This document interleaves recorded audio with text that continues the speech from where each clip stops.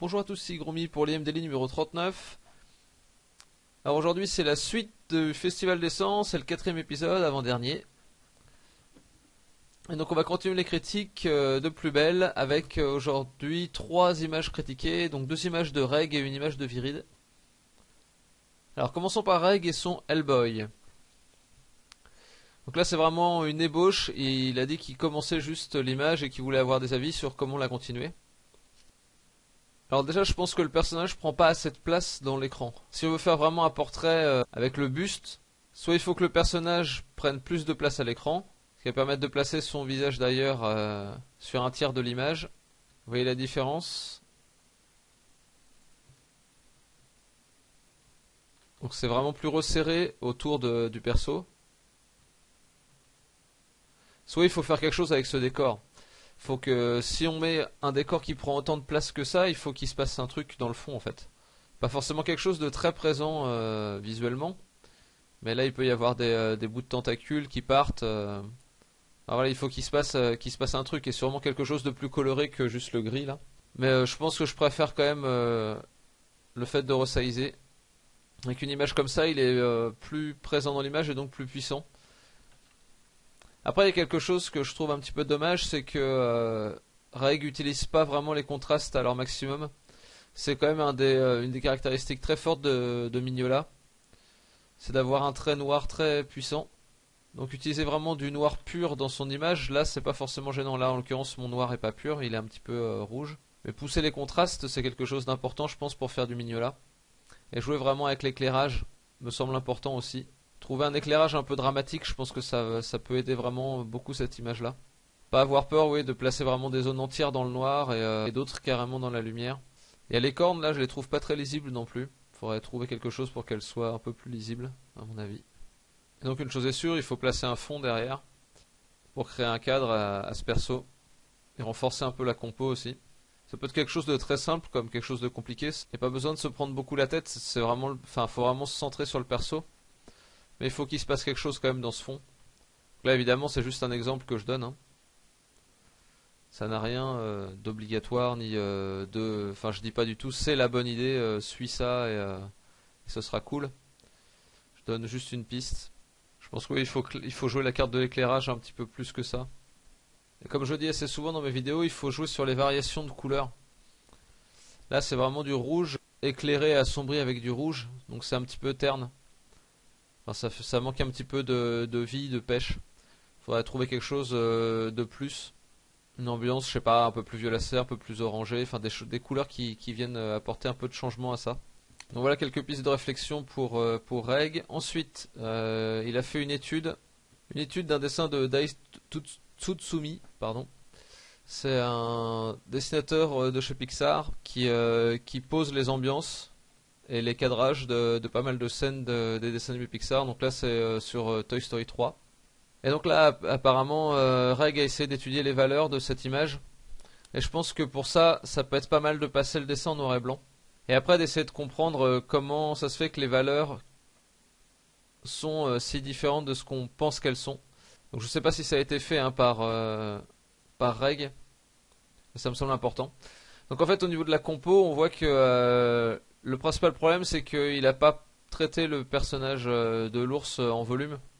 Enfin il l'a pas traité en perspective en fait. Et ça c'est un point qui est assez important dans l'étude je pense. En fait toute sa perspective là est complètement foireuse. Là les cages sont pas du tout en perspective, dans la bonne perspective. Et le personnage non plus, et ça gâche un petit peu tout le résultat de l'image. C'est un petit peu dommage.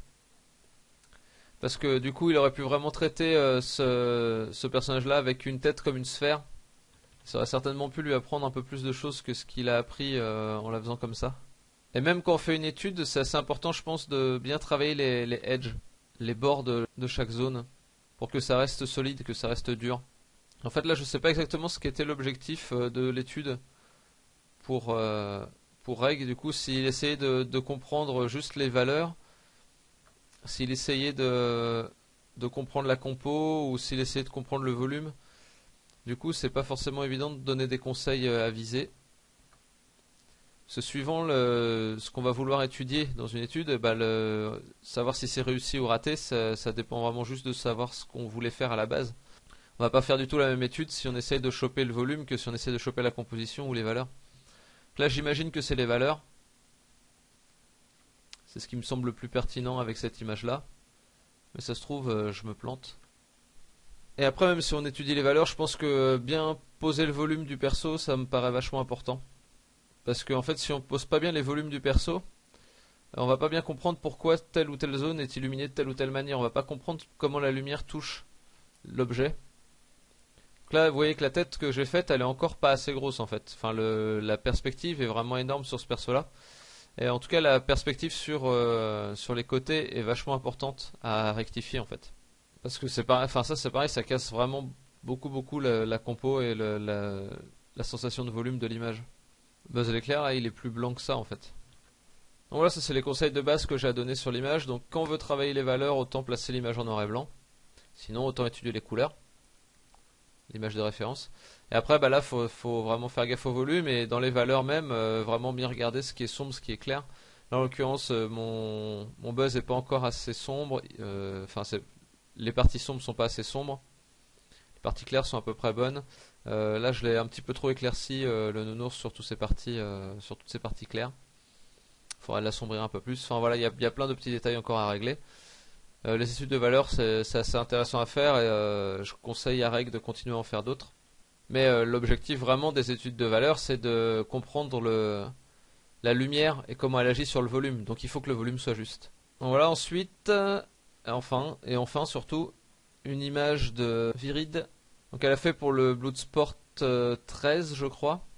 Donc Bloodsport qui est un défi proposé toutes les 2 semaines par les Crimson Daggers. Donc c'est Dave Reposa et Daniel Warren principalement.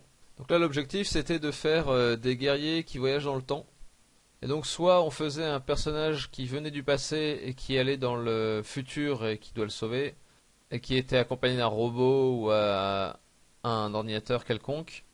Ou alors on faisait un héros qui venait du futur et qui allait dans le passé pour le sauver aussi, et qui a été accompagné d'une créature de l'ancien temps dans lequel il va. Donc là au niveau du thème on est pile poil dedans. Donc il fallait que ça soit un rendu final qui pourrait être une couverture d'un roman ou d'un livre de jeu de rôle ou un truc comme ça quoi.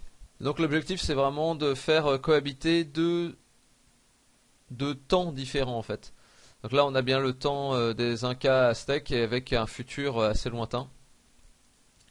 Donc de ce point de vue là ça fonctionne parfaitement. Après le rendu là est pas vraiment final. Enfin ça passerait pas je pense pour une couverture de roman. Le point focal est bien plus détaillé que le reste, donc ça c'est bien joué. Après ça reste un petit peu léger au niveau du background et du foreground. Enfin voilà, tout ce qui est pas vraiment dans le point focal c'est un petit peu léger. Donc à mon sens le principal problème qu'il peut y avoir à part ce problème de manque de finition, ça c'est sûrement par rapport au temps que Virid avait, j'imagine qu'elle aurait bien plus fini que ça si elle avait eu plus de temps. Pour moi le plus gros problème au niveau de la compo c'est le fait que les deux persos sont vraiment isolés du reste. En fait ils se superposent à aucun endroit avec le reste.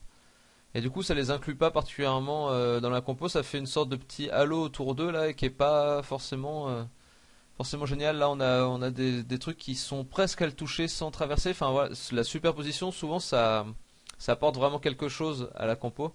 Et là si ça s'était superposé, si la foule avait été vraiment totalement autour d'eux, ça aurait peut-être rendu les choses un peu plus oppressantes. Ça manque un peu de quelque chose par ici peut-être.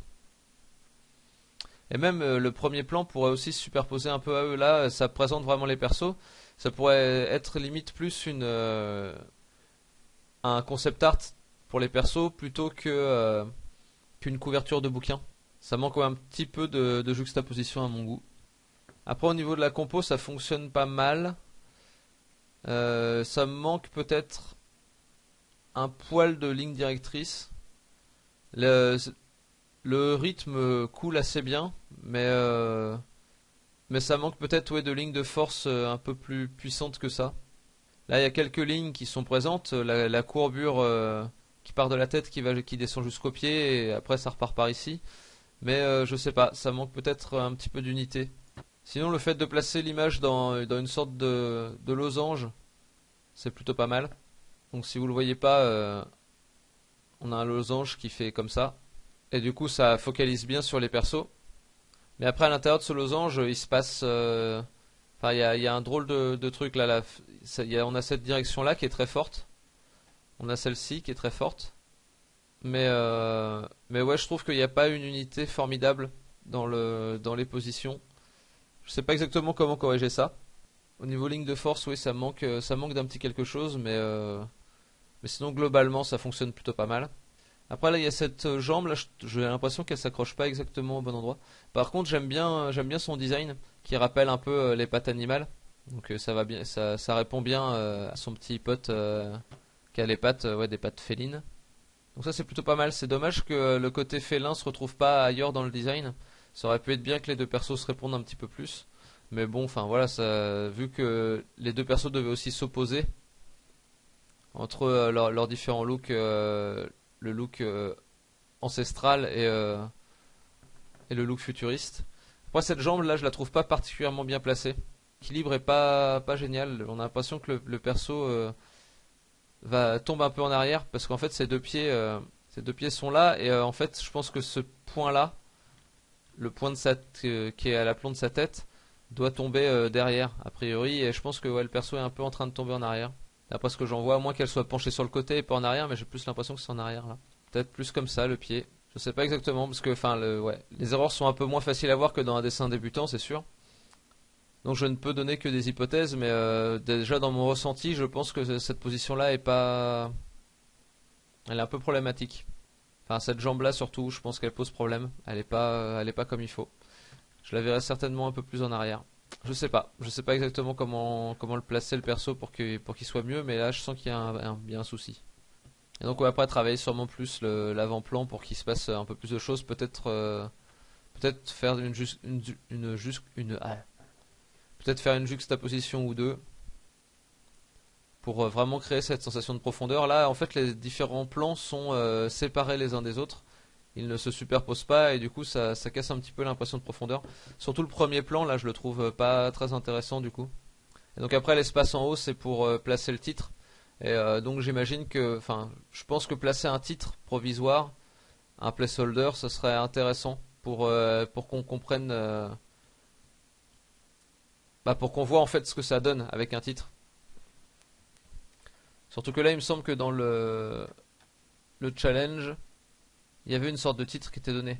The Histories of Shatnat Time Warriors. Donc ça pourrait très bien être placé quelque part ouais, pour le mettre en situation en fait. Et voir un petit peu l'équilibre de l'image une fois qu'on a rajouté un titre. Sinon après en termes de design, il y a un autre souci, c'est l'implantation des membres. Là je trouve que cette jambe elle n'est pas implantée au bon endroit. Il me semble qu'elle devrait être implantée un peu plus loin, enfin plus du genou, partir vraiment de là. Et pareil pour ce bras, j'ai l'impression qu'il va pas vraiment jusqu'à l'épaule. Enfin l'épaule il me semble qu'elle devrait être plus là quoi. Donc le bras devrait être un peu plus haut à mon sens. Parce que là la ligne d'épaule a l'air d'être désaxée. D'après la position du perso. Donc si on a une épaule ici, a priori l'autre épaule devrait certainement se placer quelque part par là. Là cette épaule est un peu basse d'ailleurs, mais enfin elle est peut-être pas si basse que ça, elle est peut-être plus là et c'est le manteau qui tombe un peu. Mais ouais, moi je l'aurais placé un peu plus haut de cette épaule. Ce perso là fonctionne assez bien, mais je pense qu'au niveau de la musculature, au niveau de l'anatomie, il manque. Enfin je trouve qu'on voit pas assez bien ce muscle là qui est le muscle qui est à l'arrière du bras. Et en fait, normalement, ça crée une sorte de creux ici. Enfin, disons que la bosse est un peu plus haute.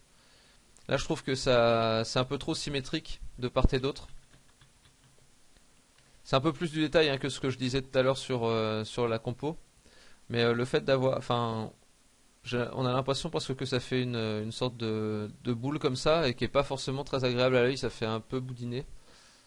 Ça manque un peu de variation dans la musculature en fait, à mon goût. Je pense que il faudrait que cette bosse soit peut-être un peu plus présente et qu'on voit un peu mieux le volume de ce truc du coude là. Ça fait un truc comme ça normalement, avec ce muscle là qui est assez fort, avec le biceps qui est là. de l'autre côté. Donc, ce muscle là qui se superpose. Donc ouais, il y a quelque chose d'un petit peu trop plat dans ce muscle. Il doit y avoir une fourrure, j'imagine que c'est un peu pour ça que Virid l'a pas marqué plus que ça. Mais je pense que ici ça doit choper plus de lumière. Si ici ça en chope, ici ça doit en choper aussi, je pense. Pour vraiment faire plus ressortir les différents muscles. Donc voilà, c'est à peu près tout ce que je vois sur cette image.